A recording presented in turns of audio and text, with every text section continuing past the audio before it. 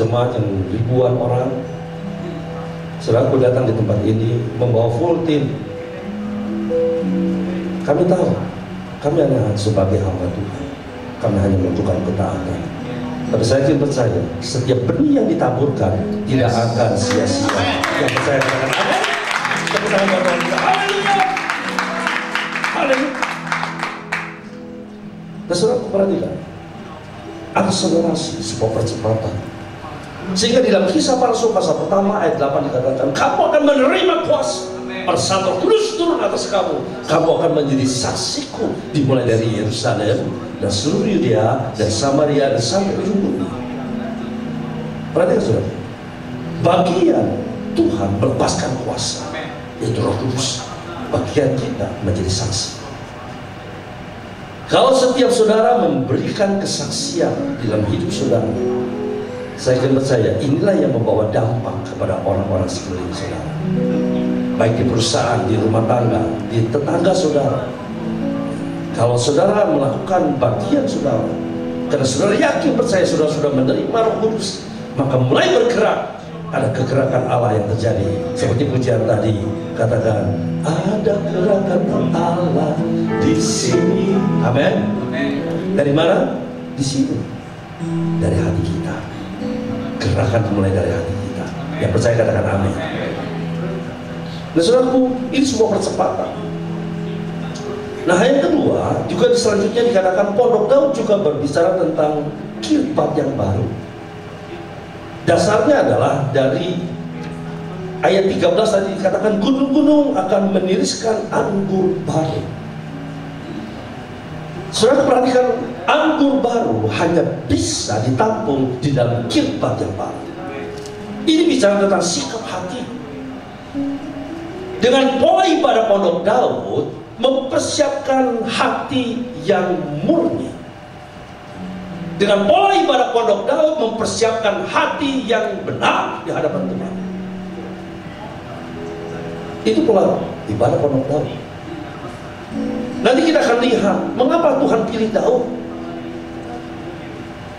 Tetapi saudara perhatikan, kalau tidak kita mempersiapkan hati yang benar di hadapan Tuhan, saudaraku, kita tidak bisa menampung anggur yang baru itu. Karena anggur yang baru tidak bisa dimasukkan dalam khilafat yang baru. Yang mengerti katakan amin. Yang mengerti katakan amin. Nanti saudara cek pada waktu saya sampaikan tentang karakteristik daripada kehidupan Daud. Mengapa Tuhan pilih Daud?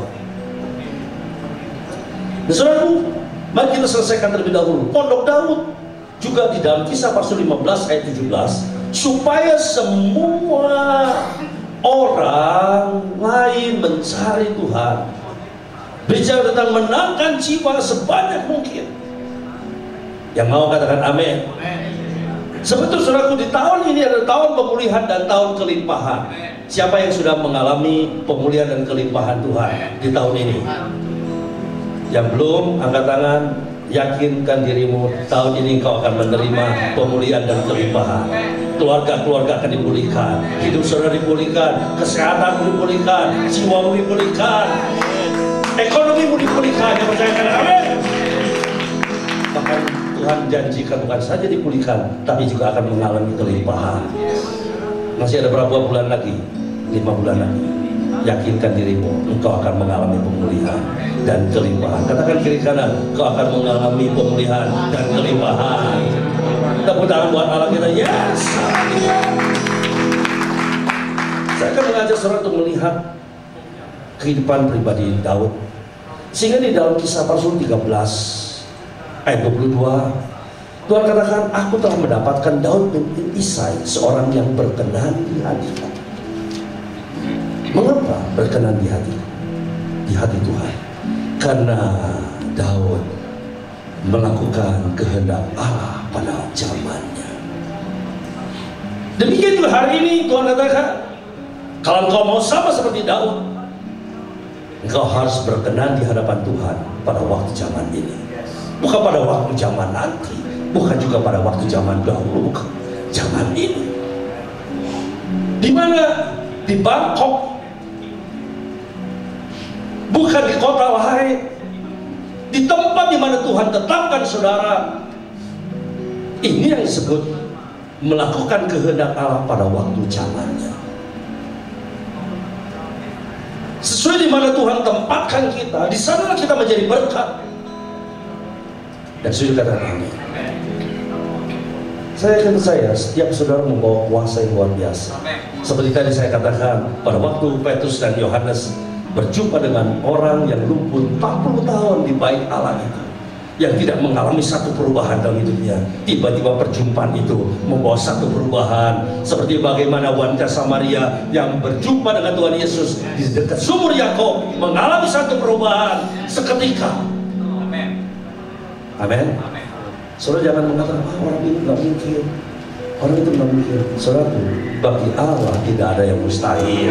Juga bagi orang yang siapa yang percaya? Tepuk tangan buat Tuhan kita. Haleluya. Ini waktunya, saudara. Katakan kiri kanan, ini waktunya. Jangan tunggu besok. Amin. Ini waktunya. Ini waktunya. Bukan saudara, tetapi siapa? Kuasa Allah, Roh Kudus yang berkarya. Bagian saudara adalah menjadi saksi. Mari kita akan melihat karakteristik kepada Daud. Daud suka dekat dengan Tuhan.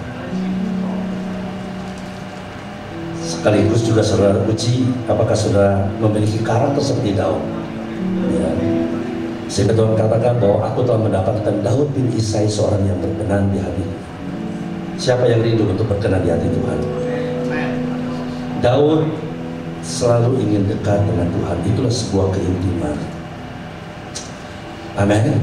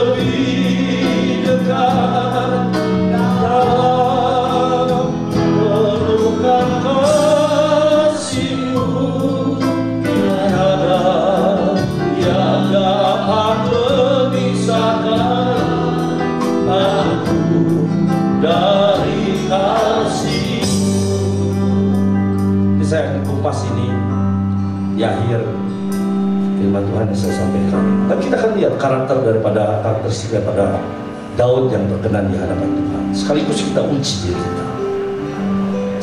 Selain dia intim dengan Tuhan, artinya senantiasa ingin dekat dengan Tuhan, dia juga ingin senantiasa menyenangkan hati Tuhan. Dia juga orang yang mudah mengampuni. Dia juga satu pribadi yang tidak suka mengusik orang yang diurapi. Pada waktu ditegur, dia langsung bertobat, tidak neko-neko. Seringkali pada waktu kita ditegur, kita malah marah sama yang menegur. Padahal Tuhan katakan dalam Ibrani pasal 12, karena engkau aku kasihi, maka aku hajar.